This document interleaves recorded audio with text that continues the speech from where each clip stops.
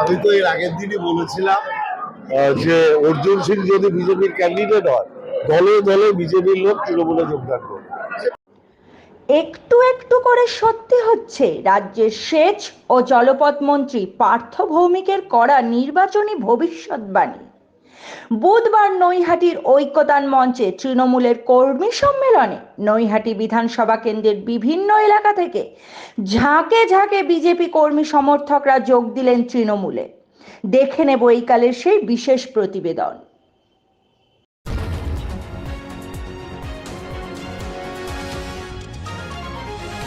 আপনারা দেখছেন এইকাল.in, সঙ্গে থাকুন, ভরসা রাখুন।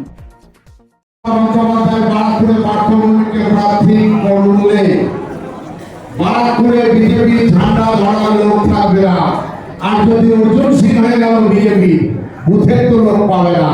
তাই এখন প্রথমে গৌরীপুর অঞ্চল থেকে রণকর্মকার মঞ্চে আসুন কর্মী কৃষ্ণা শ্রীবাস্তব, রমেশ সাউ, অমর সাউ, সত্যম শর্মা, সুনীল সাউ, জিতু মাঝি, মুকেশ যাদব, অনিল প্রসাদ, পিন্টু সাউ, বাবলু বর্মা সকলকে 33 জনের মঞ্চে আসন করছে। একটু ঝান্ডাটা নিয়ে এসো।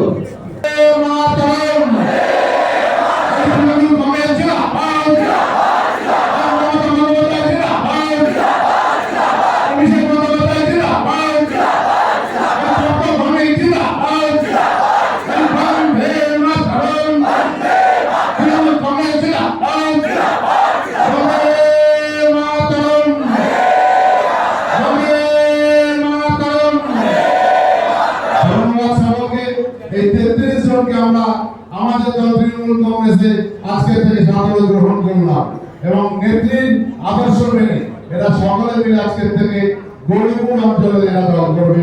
রণকর্মকার এদের মাথার উপর থাকছে। আমি অনুরোধ করবো যে এই অঞ্চল থেকে মদন বিশ্বাস সকলকে নিয়ে 24 জনকে নিয়ে সুশান্ত দা, আচ্ছা কৃষ্ণা কোথায়? না নমস্কার। আজ এখানে উপস্থিত আছেন আমাদের এমএলএ সাহেব শ্রী পার্থ ভৌমিক, আমাদের যুব প্রেসিডেন্ট সনদ দে, মাদার প্রেসিডেন্ট সনদ দে মহাশয়, আমাদের পৌরপ্রধান অশোক চৌধুরী মহাশয়। আজকে আমরা এখানে বিজেপি ছেড়ে এই ঘুরে এসেছি। কেন কি আপনারা জানেন 19-এ কি দেখেছেন আপনারা?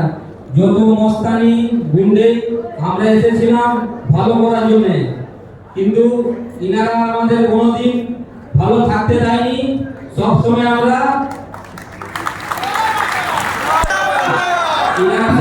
আমাদের পেছনে বলছেন বোম নিয়ে যান, একে কেস দিন, ওকে কেস দিন, এসব করে করে আমরা কোনো কাজ করতে পারতাম না। তাই জন্য আমরা আবার নিজে ঘরে ফিরে চলে এসেছি। পার্থদাকে আমরা বিজয় করে উনাকে দিল্লি পাঠাবো।